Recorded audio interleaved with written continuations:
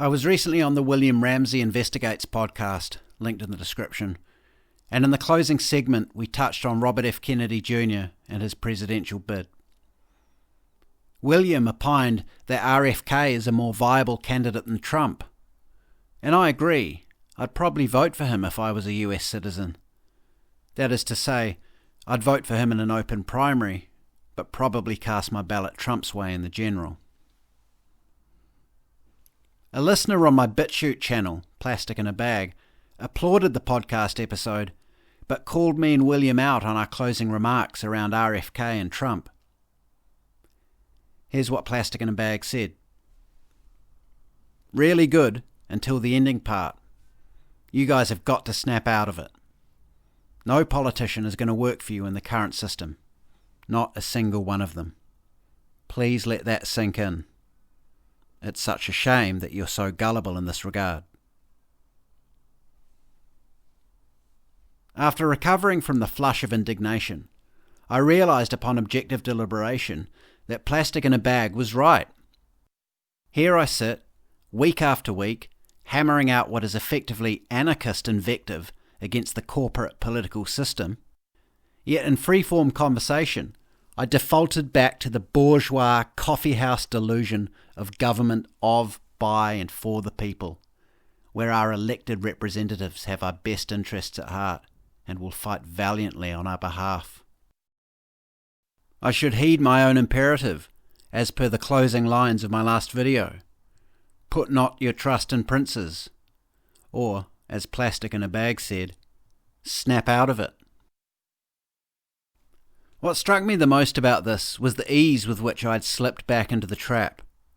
Me, a dyed-in-the-wool cynic, which reminded me once more why it must be so difficult for the uninitiated normie to grasp the harsh truth that no one is coming to save us. I perhaps differ from Plastic in a Bag in that I believe figures like Trump and Kennedy do have some noble intentions. I believe both want to make America, and thus the rest of the world, a better place for regular people. I'm unclear on Plastic in a Bag's opinion here, but crucially, he or she makes one important distinction.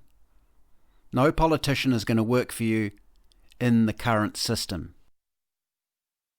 You can have all the well-intentioned renegades you like, but if the system in which they operate is set up to stymie them at every turn, then their good intentions count for little. We saw this play out in real time during the Trump years. This is the problem most have yet to grasp, and which even I sometimes neglect to keep front of mind. We are not governed by political parties. These are merely the administrative functions of the true rulers, the banks, the multinational corporations, the billionaires and the NGOs they fund, the global financiers, and the military-industrial complex. Follow the money and gaze in horror at this gargantuan edifice and bow your head in shame, as I have time and again for the gullibility of ever believing that this was about politics. The politics is a cheap vaudeville sideshow to entertain and placate us, no different from the river of bile that flows forth from Hollywood and Silicon Valley. The globalist program advances regardless of which party is in government. One need only track the policy trajectory of the past 40 years across the West and our steadily declining standard of living to realise that no one is coming to save us. So what is the answer? We must save ourselves. I've heard it argued recently that representative democracy was only ever viable up to a certain population size, after which it was unable to effectively scale. I think this makes sense. And once the point is reached where we're outsourcing our political agency to people we've never met and who spend more time smoking cigars with lobbyists than they do pressing the flesh in their electorates, then democracy is no longer working for us. Furthermore, our idea of democracy in the 21st century has become passive to the point of absurdity. We take no responsibility beyond heading to the ballot box to put a tick next to our tribal colour. Democracy has become little more than a tribal virtue signal, and we comfort ourselves with the notion that our team will do the right thing and look out for us. This is the great fallacy of collective thinking. In each individual's abdication of his personal responsibility for his own life to the group, he imagines that he's found strength in numbers, that the size and sway of the group identity will buttress his interests. But a group consisting of millions of abdicated responsibilities is nothing more than a mountain of empty shells, a paper dragon, like the subprime mortgage bubble. It looks impressive on paper, but in reality it has no substance. It is time for people to turn off Netflix and take responsibility for their own lives once more, like our grandparents did. It's that simple, and there simply is no other way. No one is coming to save us. The answer, to borrow from Jordan Peterson, lies in the integrity of the individual. But what does this mean in a practical sense? Losing weight and getting fit. Reducing alcohol and drug use to a minimum. Eating less processed rubbish and more whole foods. Becoming financially literate and planning for the future. Reducing dependence on the system and the convenience of urban living. Acquiring land in a jurisdiction that affords the best protection against government tyranny, and learning how to live as self-sufficiently as possible. That was by no means an exhaustive list, and you'll find many writers and commentators far more qualified on the subject than I. It's not complicated though. We simply ask ourselves two questions. 1.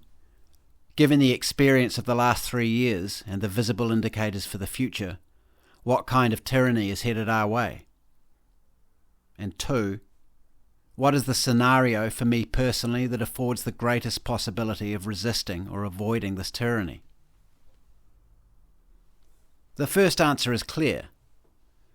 Technocratic interference in our lives under the auspices of public health and climate action, restricted movement, medical mandates, food and energy supply issues, increasingly hardline social engineering, and digital currency and IDs. The answer to the second question may look different depending on where in the world you are, but essentially it comes down to strengthening oneself and becoming independent. Strength means physical fitness, general health in body and mind, and spiritual fortitude. Yes, we must find God, whatever or whoever that is to you. While I see myself as Christian, I take a somewhat agnostic view, and as I've discussed before, finding God is less about dogma or scripture and more about relinquishing the fabrications of our own craven egos and confronting the truth about ourselves and the world around us through an honest audit of the soul, and then acting accordingly to the best of our ability on an ongoing basis. Independence means being free of debilitating addictions, not reliant on government for the necessities of life, and most importantly, unbeholden to any corporation. As a corporate cog with no viable exit plan yet in place, I speak not from a smug position of safety, like so many self-help entrepreneurs out there. Join my masterclass for only $999 and I'll reveal the secret. No, not me. I'm racing against the clock, same as you, and I'm sorry to say I don't have all the answers. A friend of mine has just invented an AI video translation software which I think will probably make him enough money to buy a private island somewhere and escape the world. Another buddy has spent the last few years, since getting sober, I might add, building out a web development side hustle, which looks like it's about to scale up into a serious money spinner, and before long I expect he'll be exiting the Matrix too. It's somewhat harder for those of us who have only words, paintings or music to peddle, and none of the STEM skills that rake in the big bucks these days. But I am trying, through my various writing projects, to get off the tit of the corporate superstructure. And as such, I may in the coming months look to add paid subscriptions on my Substack, where I encourage you once more to follow along and subscribe. But you are, of course, entirely free to opt out of any paid subscription that I might put in place. I shall always keep a baseline of free material available for readers and for you listeners here. So please do not be deterred by this prospect, and do not feel obliged to support me financially, unless you feel it's a fair exchange of value. I'm well aware of the cost of living pressures most of us are facing, and asking for money from people is something I find fundamentally distasteful, even in a buoyant economy. But we all need to survive, and if we are to remain free, we need to survive outside of the machine. So I suppose I must practice what I preach and become comfortable marketing myself, as we all must, each according to our God-given talents. For the fact is, no one is coming to save us. Our system is irretrievably corrupted, and so deep and so high goes the rot that not even the cachet of names like Kennedy and Trump can cleanse it. The program will continue apace, and the Great Reset will be implemented. Does this mean it will endure? No. If enough people opt out, it cannot possibly endure. But too few are where we are yet for the train to be derailed. It will reach its predetermined terminus, and billions will succumb. Perhaps only then will those who remain sane stare into the darkness and discern another way. Not in the gaudy neon glow of our failed democracies, but in the fragile candle flame of the unafraid individual. A light that wavers out there in the void, but which burns on through the long night as the machine clanks and shrieks and grinds our people down. We must be that light. But to be the light, we must escape.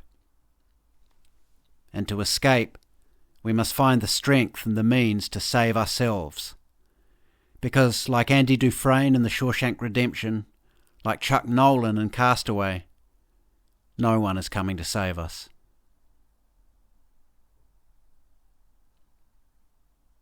Thanks for listening. Please subscribe to the channel so you don't miss any future videos. Please also subscribe to my Substack at jjdawson.substack.com. And if you'd like to keep in touch, please do follow me on Twitter at RealJJDawson. You can also follow me on Getter, Gab and Minds. And of course, if you enjoyed this, please do give it a like and share it about, because it really helps me out.